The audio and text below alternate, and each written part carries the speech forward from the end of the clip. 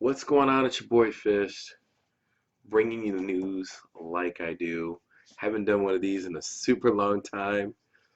I really didn't have a need to do one, but after watching the Nadeshot video about Call of Duty in 2017, I feel like I have to do it. I just have to do it because, to be honest with you, I just think his video, his premise, and these all could be his opinions, and I have no ill will towards the guy.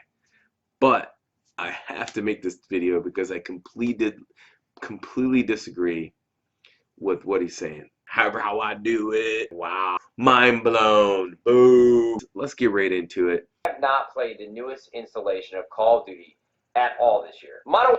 So, I hate being the word Nazi, but come on, bro. Installation? What are you talking? You mean installment. You mean this installment of Call of Duty. But I took 72 hours and I made a complete judgment call on this game, and as it stands right now, it's terrible.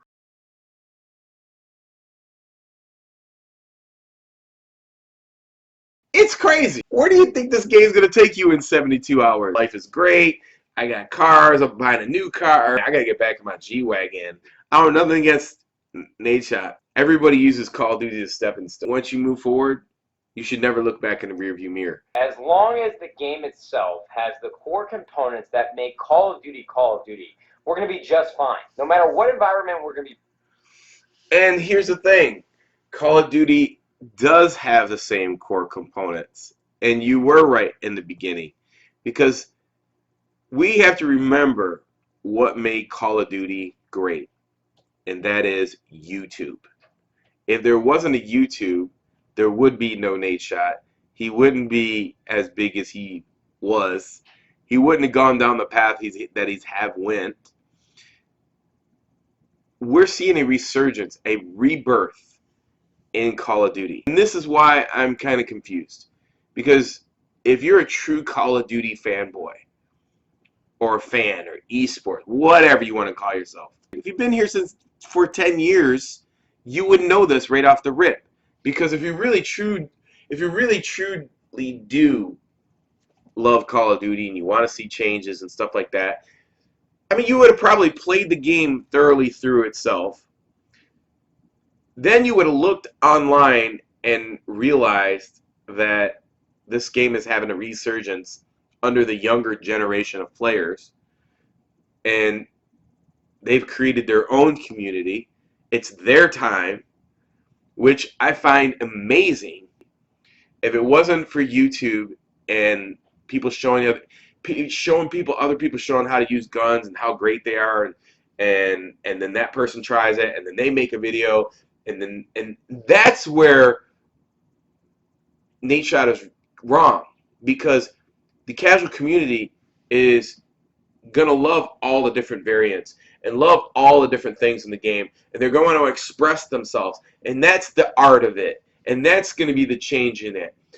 They're expressing themselves in a new way. The new generation is expressing themselves. We have to remember that Call of Duty, when it was first came out 7, 9 years ago, 10 years ago on YouTube, it was an expression of everybody showing each other about the weapons and how great they were. And then that's what blew YouTube up in gaming. And then from those people, there was no Call of Duty esports. They were irrelevant. It wasn't until the Billionaires Challenge with Keemstar and Elkie David that brought Nadeshot in, which spawned that whole social stratosphere of people with, followers, that made them relevant to the developers. What the developers don't realize is that the community, which was experimenting with all their different combinations and showing it off, and everybody was sharing, YouTube and just internet in general is a place to socialize and share things and share other weapons and gameplay and showing off to each other and learning from each other. And when you have Infinite Warfare, which is a masterpiece because it is completely different. And so It's breaking itself from the older generation of players.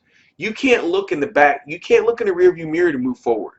You can't go back to an old style of Call of Duty because these older players and myself and others, they're not going to bring that live energy to the game.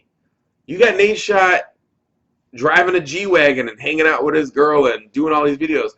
Do you think he's seriously going to have time to grind out videos to show you stuff so you can go and try it? And so this brings us to my point. You have an amazing new generation of players. Swag, extra ball and large. I call them Swag Xbox Live. You got Elite Shot. You got YouTube Korean, and you got Market J, and there's a lot of other ones that are out there that I don't even know about. Swag Xbox Live. That guy grinds every single day. And you look at his videos. To me, it is refreshing. These guys grinded for 3 years, 4 years, maybe 5 years, looking up to people like Nadeshot, looking up to, people before, they probably weren't looking up to me, but they're other people like Market J and so on and so forth. But they're bringing something back that hasn't been here in years. Because you're not going to get, there's people hungry to learn this game because it's completely different and new. And that's what's exciting about it. And it basically, that's why it's a masterpiece. It took away the T Martins. It took away the drifters. It took away the KS silencers. It took away all these people who bottlenecked up the YouTube community channels and to help spread this expression of gaming in Call of Duty. This is why everybody's forgotten. This is what everybody's forgotten. And so when you see these young players who have tons of time to play the game, and you're good at Call of Duty, and if you gave the game some time, you would be good at this game too, and you watch them, and you got to pass the baton on to them. These guys are really great players. In my opinion, I think Swag Xbox Live is probably the best Call of Duty player. I would put him up there with Formal. You could easily put him on the Optic Gaming team, and he would probably fit right in. You get rid of Crimsex or whoever, one of those guys. He's that good. And you're seeing a surgence, and you're seeing a surge of players come off the online scene and right into competitive. So these guys are playing 6v6, and these kids are watching these kids because T Martin and Drifter and all these other guys can't supply that information anymore. This is a different game, and this is refreshing. So when you say this game isn't what it, you played it for 72 hours and you didn't give it a chance, and it's not what you expect it to be, of course not. It's a new generation of players. And when you look at like Swag Xbox Live and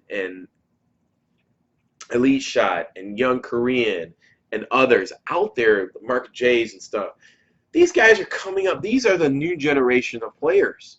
And they're bringing back what was there.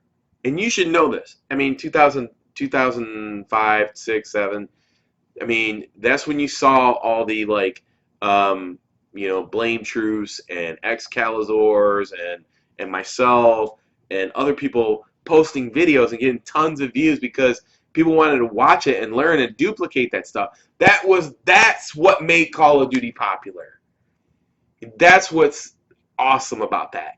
And this is the second coming of this. It's a big, big mistake to have Call of Duty go back and look in the rearview mirror and go back to boots on the ground. After all these guys have spent 3 generations of sliding, jetpacking, and are exceptional on the stick.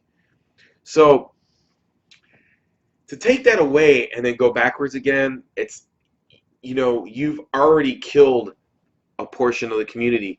But when you kill something, out of a disaster comes greatness. And these new set of young guys, you're going to take that away from them. I mean, you're going to completely kill everything about Call of Duty. That game's going to die completely. And it's going to wind up like Halo. And it's not going to be a new crowd. It's not going to be an old crowd. It's going to be nobody.